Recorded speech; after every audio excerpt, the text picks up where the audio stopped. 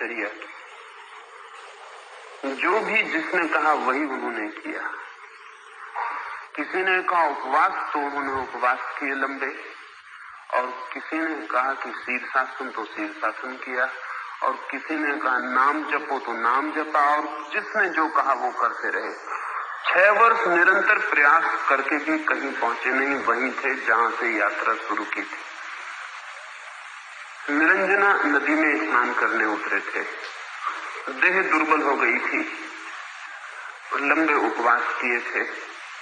नदी में तेज धार थी, नदी से निकलने में इतनी भी शक्ति न थी कि बाहर निकल आए, तो एक जड़ को पकड़ के वृक्ष की किसी तरह रुके रहे।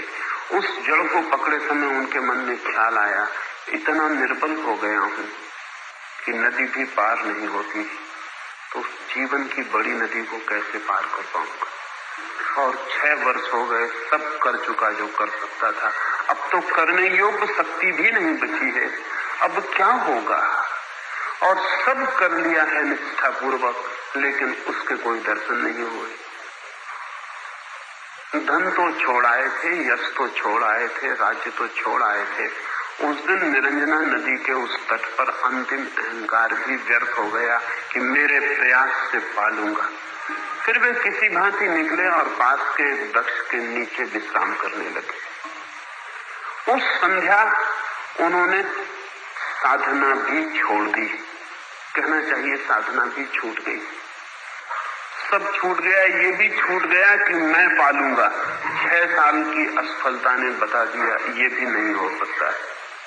उस रात, उस संध्या, बुद्ध के मन की कल्पना करना हमें बड़ी कठिन। उस रात उनका मन कुछ भी करने की हालत में न रहा। धन की दौड़ नहीं थी, यश की दौड़ नहीं थी, आज सत्य की दौड़ भी नहीं थी, क्योंकि दौड़ के पालूंगा ये बात ही समाप्त हो गई।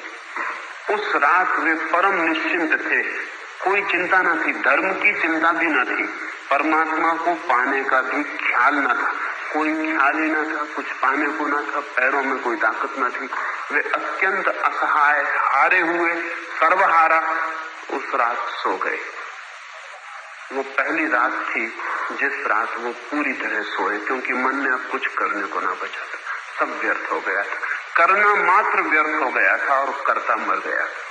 सुबह 5 बजे के करीब उनकी आंख खुली, आखिरी तारा डूब रहा था। उन्होंने आंख खोल के उस आखिरी डूबते तारे को देखा। आज उनकी समझ के बाहर था कि क्या करूंगा, सुबह उठ के क्या करूंगा, क्योंकि करना सभी समाप्त हो गया। धन की दौड़ पहले छूट चुकी, यश की दौड़ पहले छूट चुकी, रात धर्म की दौड़ भी छूट चुकी। अब मैं क्या करूंगा। वे एक शून्य में थे जहां करना भी नहीं सूझ रहा था, एकदम खाली थे। और अचानक उन्हें लगा जिसे मैं खोज रहा था वो मिल गया है, वो भीतर से उभर आया है। उस शांत क्षण में जब झील की सब लहरें ठहर गई थी, आखिरी लहर जो धर्म के लिए मचलती थी वो भी ठहर गई थी। उस क्षण में उन्होंने जाना कि जिसे मैं खोज रहा था वो तो मिल गया है। जब लोग उनसे पूछते कि कैसे आपने पाया, तो वो कहते कि जब तक कैसे मैंने उपाय किया तब तक तो पाया ही नहीं। जब मेरे सब उपाय खो गए तब मैंने देखा कि जिसे मैं खोज रहा था वो तो मेरे भीतर मौजूद है। असल में जिसे हम खोज रहे हैं वो भीतर मौजूद है, और खोज में हम इतने व्यस्त हैं कि जो भीतर मौजूद है उसकी खबर ही नहीं आती। खोज भी खो जानी चाहिए, खोज भी मिट जानी चाहिए, तभी उत्तर है। क्योंकि तब हम कहाँ जाएंगे। खोज में चित्त कहीं चला जाता है, जब कहीं भी खोजेंगे नहीं तो अपने पर ही लौट आएंगे, फिर कोई रास्ता न रह जाएगा।